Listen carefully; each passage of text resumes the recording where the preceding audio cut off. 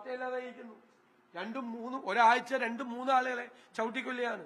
കടുവ വന്യമൃഗങ്ങൾക്ക് ഭക്ഷണമാകാൻ മലയോരത്തെ ജനങ്ങളെ വിട്ടുകൊടുക്കുകയാണ്. എന്തൊരു ഗതികേടാണ്. എന്നിട്ട് നിഷ്ക്രിയമായിരിക്കുന്ന സർക്കാർ. അതാണ് പോയിന്റ്.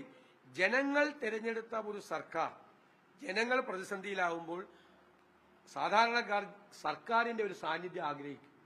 അപ്പൊ മലയോരത്തെ ജനങ്ങൾ അവർക്ക് സർക്കാരിന്റെ ഒരു സാന്നിധ്യം അവരാഗ്രഹിക്കുന്നുണ്ട്. സർക്കാരിന്റെ സാന്നിധ്യം ഉണ്ടോ മലയോരത്തെ ജനങ്ങളുടെ ജീവിതത്തിൽ? ഇല്ല. അതാണ് ഞാൻ സർക്കാരില്ലായ്മ എന്ന വാക്ക് ഉപയോഗിച്ചത്. കേന്ദ്രത്തിലെ നിയമം ഉള്ള സമയത്ത് തന്നെ, ഈ നിയമം ഉള്ള സമയത്ത് തന്നെ ഇവിടെ പരമ്പരാഗതമായ പ്രതിരോധ സംവിധാനങ്ങളുണ്ടല്ലോ. കഴിഞ്ഞ 3 കൊല്ലമായിട്ട് എത്ര രൂപ ചെലവാക്കി? 4 കൊല്ലമായിട്ട് പരമ്പരാഗതമായ സംവിധാനങ്ങൾ. മറ്റ് സംസ്ഥാനങ്ങൾ ആധുനികമായ സങ്കേതങ്ങൾ കണ്ടെത്തുന്നുണ്ട്. ആധുനികമായ സങ്കേതങ്ങൾ. കാരണം വന്യമൃഗങ്ങളുടെ മൂവ്മെന്റ്സ് അറിയാൻ, ആ മൂവ്മെന്റ്സ് അറിഞ്ഞിട്ട് അവരെ തിരിച്ചോടിക്കാൻ, ശബ്ദമുണ്ടാക്കി വെളിച്ചമുണ്ടാക്കി തിരിച്ചോടിക്കാനുള്ള സംവിധാനങ്ങൾ ചെയ്യുന്നുണ്ട്. ഇതൊന്നും കേരള ഗവൺമെന്റ് ചെയ്യുന്നില്ലല്ലോ. 4 കൊല്ലമായിട്ട് അലോക്കേഷൻ ഉണ്ട്, പക്ഷെ പൈസ ചെലവാക്കുന്നില്ല. ഖജനാവ് കാലിയാണ്. അതിന്റെ ദുരിതം ഈ ജനങ്ങൾ കൂടി അനുഭവിക്കുകയാണ്. കേന്ദ്രത്തിന്റെ നിയമത്തിന്റെ ഭേദഗതി വരുത്തണം എന്ന് നമ്മുടെ എംപിമാരടക്കമുള്ള ആളുകൾ ആവശ്യപ്പെട്ടിട്ടുണ്ട്. അതുകൂടി വരണം തീർച്ചയായിട്ടും. പക്ഷെ അതുകൊണ്ട് സംസ്ഥാന സർക്കാർ ചെയ്യേണ്ട പ്രാഥമിക കാര്യങ്ങൾ ചെയ്യാതിരിക്കുന്നത് ശരിയാണോ? ഈ സർക്കാർ നല്ലതാണെന്ന് പറയാൻ വേണ്ടി ഏജൻസി വഴി മാധ്യമങ്ങൾക്ക് അത്തരത്തിൽ പണം നൽകിയെന്ന് അടക്കമുള്ള ഗുരുതരമായ ആരോപണങ്ങൾ മുമ്പ് കേരളത്തിന്റെ ചരിത്രത്തിൽ ഉണ്ടാവാത്ത ഒരു ആരോപണം ഉന്നയിക്കുകയുണ്ടായി. ഇതില് ഇങ്ങനെ ഇത്രയും ഗുരുതരമായ ഒരു ആരോപണം ഉന്നയിക്കുമ്പോൾ ആര്, എന്ത്, എങ്ങനെ, ഏത് മാധ്യമം എന്ന് പറയാനുള്ള ഒരു ബാധ്യത അല്ല. ആദ്യം മുഖ്യമന്ത്രി മറുപടി പറയട്ടെ. മുഖ്യമന്ത്രി മൗനം പാലിക്കാൻ പാടില്ലല്ലോ.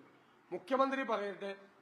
സർക്കാരോ സർക്കാരിന്റെ കീഴിലുള്ള ഏജൻസിയോ, ഏതെങ്കിലും ഏജൻസിയോ പരസ്യമല്ലാതെ പ്രമോഷന് വേണ്ടി, ഞാൻ പറഞ്ഞല്ല, മന്ത്രിമാർ മികച്ചതാണ്, വകുപ്പ് മികച്ചതാണ്, സർക്കാർ മികച്ചതാണ് എന്ന് പറയിപ്പിക്കാൻ വേണ്ടി മുഖ്യമന്ത്രിയുടെ ഈ വാർഷികാഘോഷ പരിപാടിയിൽ ഒരു ജില്ലയിൽ പങ്കെടുക്കുന്നു.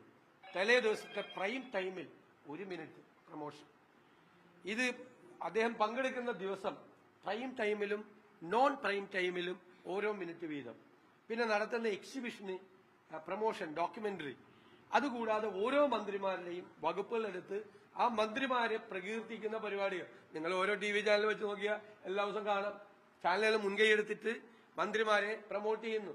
ഇത് ശരിയാണോ? ഞാൻ പെയ്ഡ് ന്യൂസ് എന്നുള്ള വാക്ക് ഞാൻ ഉപയോഗിക്കുന്നില്ല.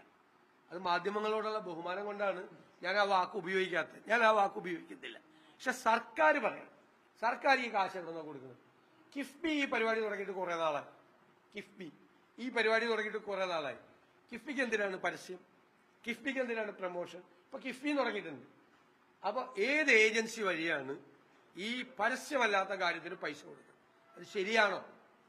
അത് ശരിയാണോ? സർക്കാർ വ്യക്തമായിട്ട്, മാധ്യമങ്ങളെ പുച്ഛമല്ലേ? മാധ്യമങ്ങൾക്കെതിരായിട്ട് മുഖ്യമന്ത്രി പത്രസമ്മേളനം നടത്തുമ്പോൾ പാർട്ടി സെക്രട്ടറി